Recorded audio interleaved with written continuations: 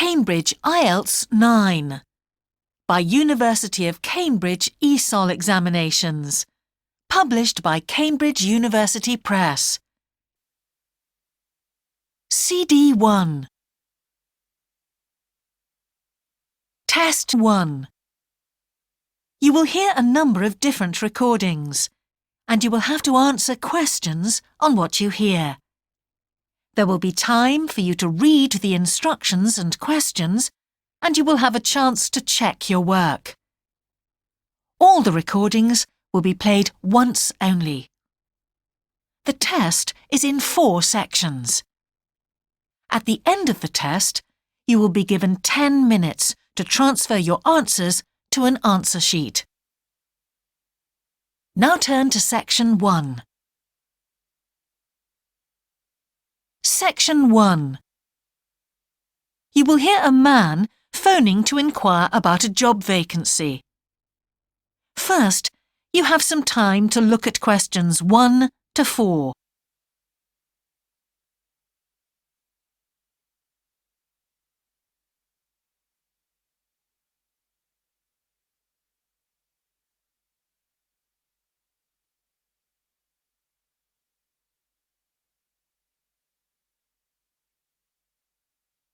You will see that there is an example that has been done for you.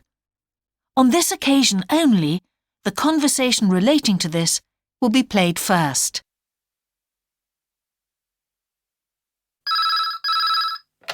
Good evening, King's Restaurant. Good evening. I'm ringing about the job I understand you have vacant. Oh, yes. The job vacancy is at a restaurant, so a restaurant has been written in the space. Now we shall begin. You should answer the questions as you listen, because you will not hear the recording a second time. Listen carefully and answer questions 1 to 4.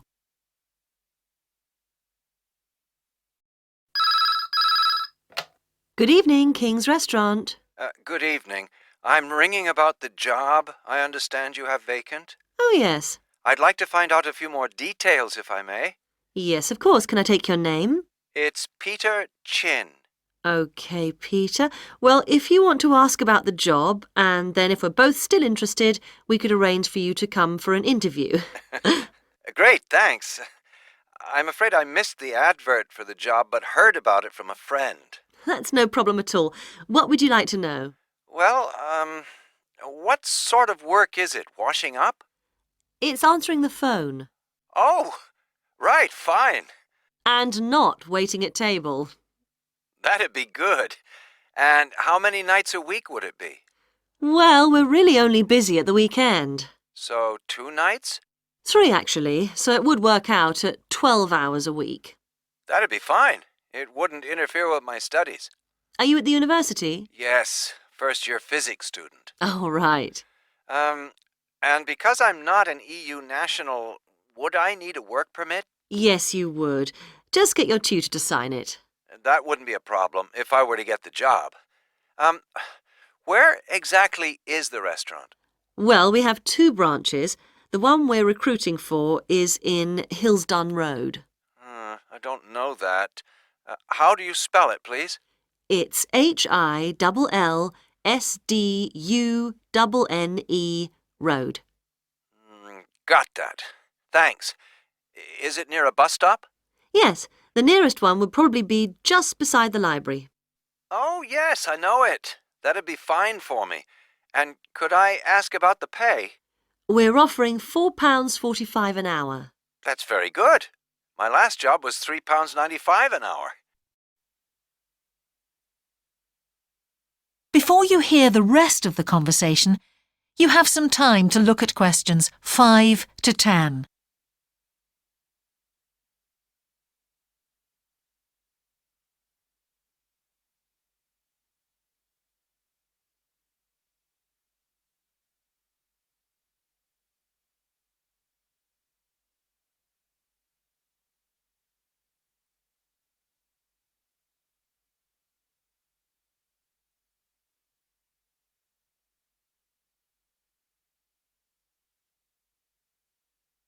Now listen and answer questions 5 to 10. We feel it's pretty good, and we also offer some good fringe benefits. Really? Well, we give you a free dinner, so you eat well. Right. Better than hostel food. We certainly hope so. And we also offer extra pay for working on national holidays. Oh, that's a really good perk, isn't it? Yes, we think so. And then because of the difficulties of getting public transport, if you're working after 11 o'clock, we drive you home. Oh, that's good to know. Well, we'd certainly be interested in inviting you for an interview, if you're still interested. Oh, yes, certainly. Could I just also ask what qualities you're looking for? Well, for this particular job, we want a clear voice, which you obviously do have. Thanks. And you must be able to think quickly, you know. Well, I hope I... So, when could you come in for an interview? We're actually quite quiet tonight. Sorry, I couldn't come tonight. Or tomorrow, I'm afraid. Thursday's okay. That'd be 22nd of October? Fine. After 5 p.m.? Yes, fine. Would 6 o'clock be okay? Perfect. And could you bring along the names of 2 referees? Yes, that's fine. No problem. Good. I look forward to seeing you. Oh, by the way, who should I ask for? Oh, yes, of course. Sorry. My name is Samira Manuja. Can you spell that, please? Manuja. Okay. I've got that. Thanks very much. Look forward to seeing you later on then. That is the end of section 1. You now have half a minute to check your answers.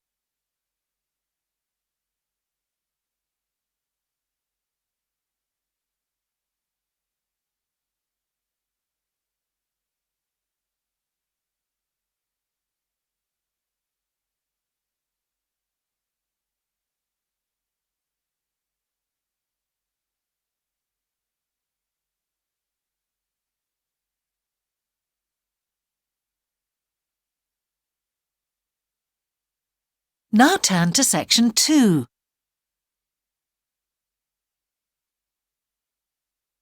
Section 2. You will hear part of a radio programme about the opening of a new local sports shop.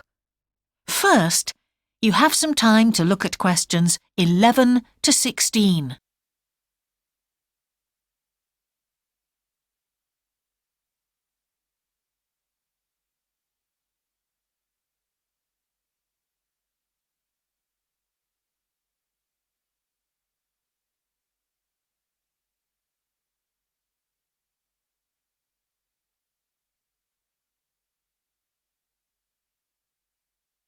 Now listen carefully and answer questions 11 to 16. Now we go to Jane, who is going to tell us about what's happening in town this weekend. Right, thanks, Andrew. And now on to what's new. And do we really need yet another sports shop in Bradcaster? Well, most of you probably know Sports World, the branch of a Danish sports goods company that opened a few years ago. It's attracted a lot of custom, and so the company has now decided to open another branch in the area. It's going to be in the shopping centre to the west of Bradcaster, so that will be good news for all of you who found the original shop in the north of the town hard to get to. I was invited to a special preview, and I can promise you, this is the ultimate in sports retailing. The whole place has been given a new minimalist look with the company's signature colours of black and red. The first 3 floors have a huge range of sports clothing as well as equipment. And on the top floor, there's a cafe and a book and DVD section.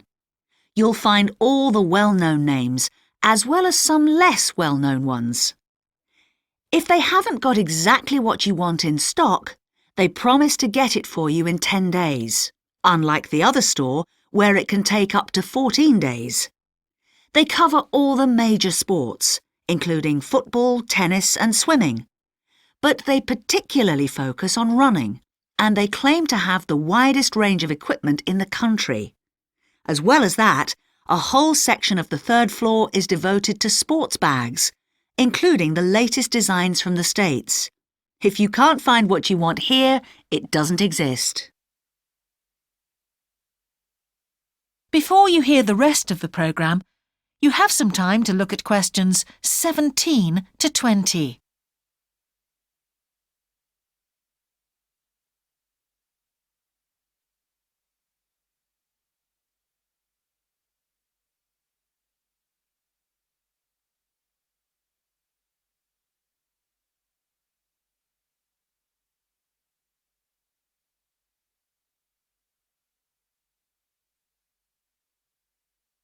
Now listen and answer questions 17 to 20. The shop will be open from 9 a.m. this Saturday, and if you go along to the opening, then you'll have the chance to meet the national 400 metres running champion Paul King, who's coming along to open the shop. And he will be staying around until about midday to chat to any fans who want to meet him and sign autographs. Then there will be a whole range of special attractions all weekend.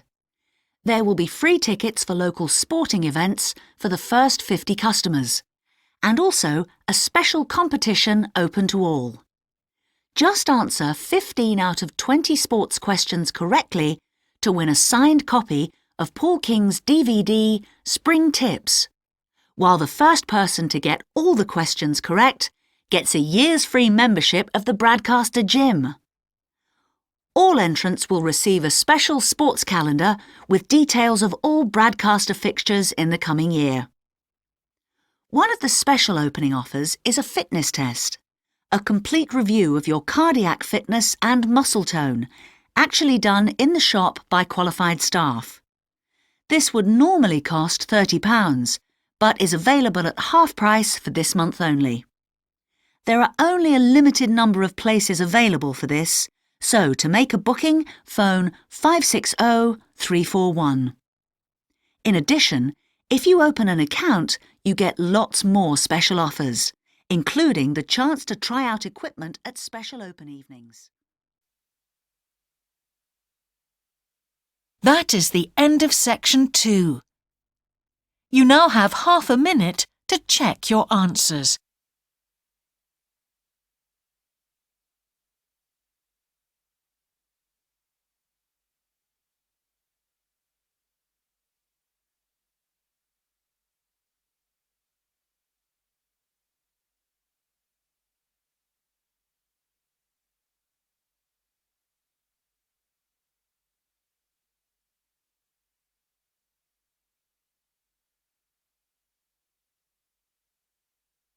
Now turn to section 3.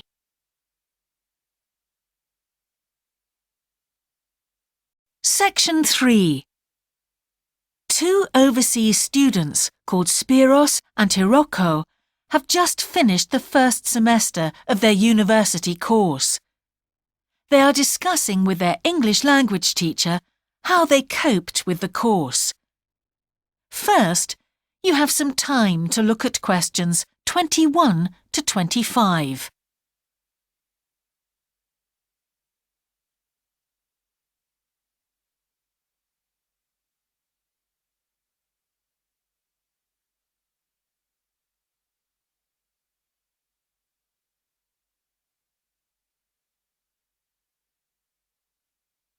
Now listen carefully and answer questions 21 to 25. Before we start, Spiros and Hiroko, thanks for coming in today to talk about your recent study experiences, and congratulations to you both in doing so well in your first semester exams. Thank you.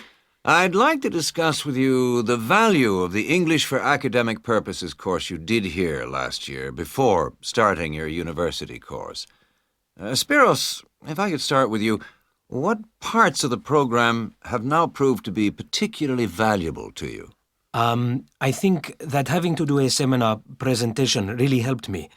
For example, a couple of weeks ago in our marketing subject, when it was my turn to give a presentation, I felt quite confident.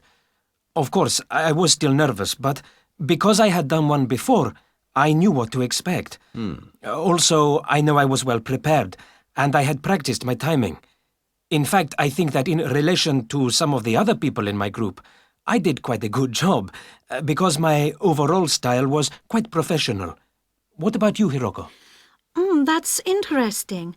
In my group, I was really surprised by the way the students did their presentations. They just read their notes aloud. Can you believe that? They didn't worry about their presentation style or keeping eye contact with their audience. And I remembered that these things were really stressed to us in the course here. So, how did you approach your presentation, Hiroko? Well, to speak frankly, I read my notes too. At the time, it was a relief to do it this way, but actually when I had finished, I didn't feel any real sense of satisfaction. I didn't feel positive about the experience at all. That's a pity.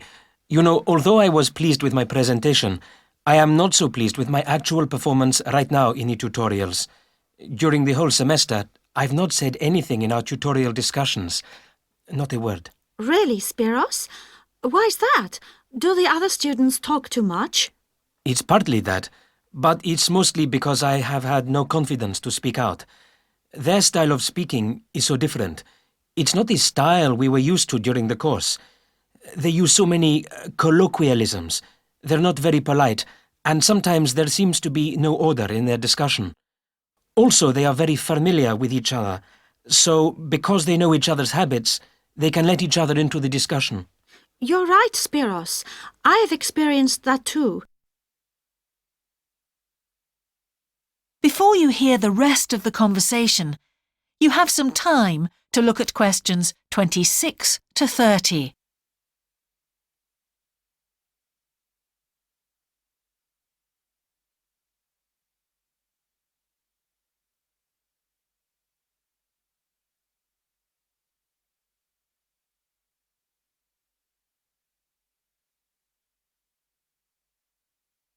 Now listen and answer questions 26 to 30. For most of this semester, I've said absolutely nothing in tutorials. But recently, I've been trying to speak up more, and I just jump in. And I've noticed an interesting thing. I've noticed that if they thought my point was interesting or new, then the next time they actually asked for my opinion. And then it was much easier for me to be part of the discussion. Oh, that's great, Hiroko. I hope that happens for me next semester. I'll have to work hard to find some interesting points. What helped you to find these ideas? I think that one thing that helped me with this was the reading. I've had to do so much reading this semester just to help me make sense of the lectures. At first, I couldn't understand what the lectures were talking about, so I had to turn to the books and journals.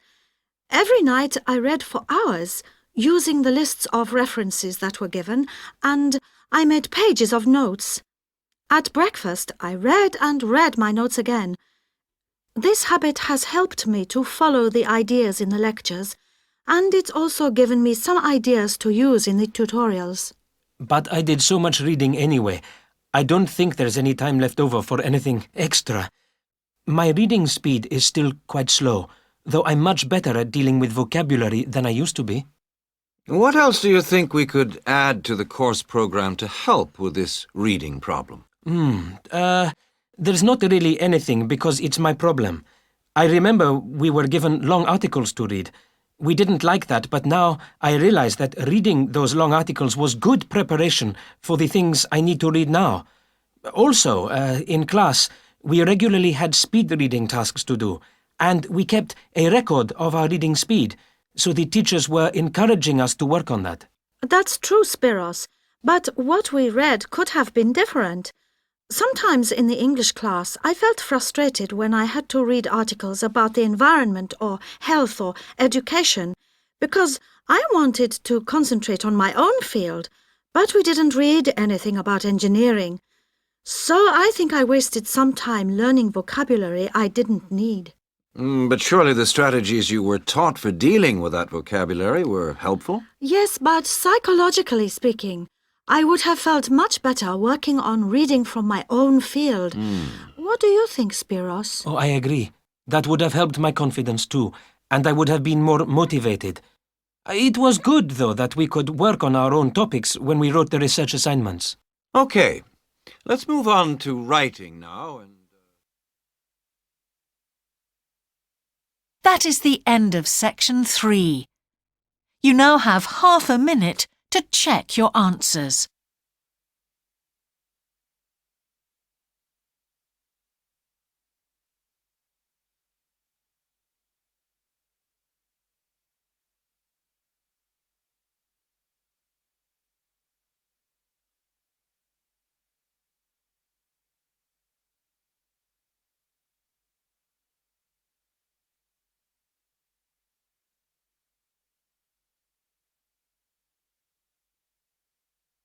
Now turn to section 4.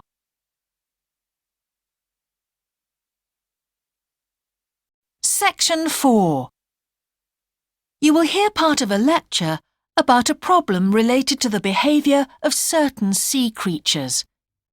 First, you have some time to look at questions 31 to 40.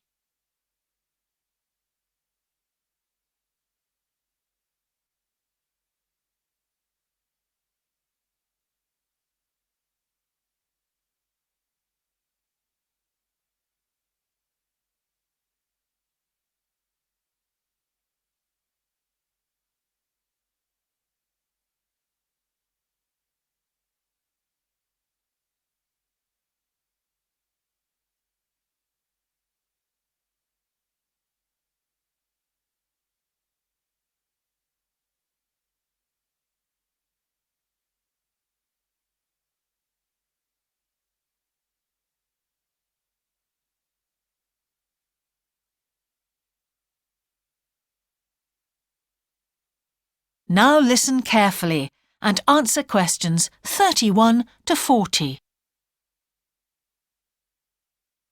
Good afternoon, everyone.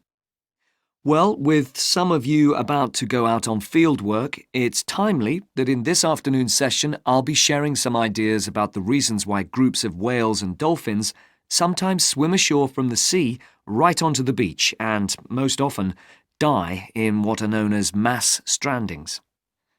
Unfortunately, this type of event is a frequent occurrence in some of the locations that you'll be travelling to, where sometimes the tide goes out suddenly, confusing the animals.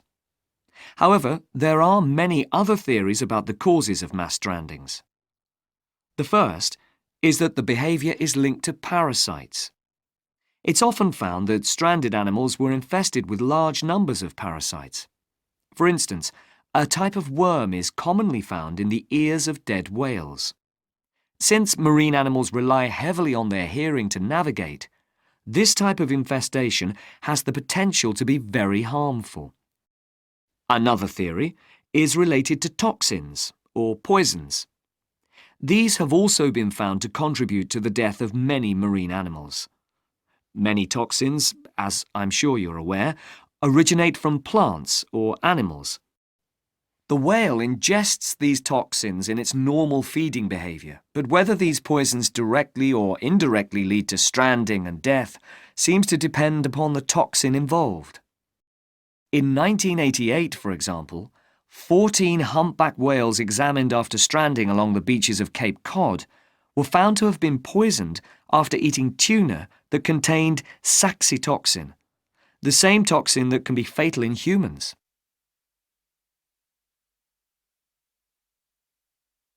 Alternatively, it has also been suggested that some animals strand accidentally by following their prey ashore in the confusion of the chase. In 1995, David Thurston monitored pilot whales that beached after following squid ashore. However, this idea does not seem to hold true for the majority of mass strandings because examination of the animal's stomach contents revealed that most had not been feeding as they stranded. There are also some new theories which link strandings to humans. A growing concern is that loud noises in the ocean cause strandings. Noises such as those caused by military exercises are of particular concern and have been pinpointed as the cause of some strandings of late. One of these, a mass stranding of whales in 2000 in the Bahamas, coincided closely with experiments using a new submarine detection system. There were several factors that made this stranding stand out as different from previous strandings. This led researchers to look for a new cause. For one, all the stranded animals were healthy. In addition, the animals were spread out along 38 kilometres of coast, whereas it's more common for the animals to be found in a group when mass strandings occur. A final theory is related to group behaviour and suggests that sea mammals cannot distinguish between sick and healthy leaders and will follow sick leaders, even to an inevitable death. This is a particularly interesting theory, since the whales that are thought to be most social, the toothed whales, are the group that strand the most frequently. The theory is also supported by evidence from a dolphin stranding in 1994. Examination of the dead animals revealed that, apart from the leader, all the others had been healthy at the time of their death. Without one consistent theory, however, it is very hard for us to do anything about this phenomenon except to assist animals where and when we can. Stranding networks have been established around the world to aid in rescuing animals and collecting samples from those that could not be helped. I recommend John Connor's Marine Mammals Ashore as an excellent starting point if you're interested in finding out more about these networks or establishing one yourself. That is the end of section 4. You now have half a minute to check your answers.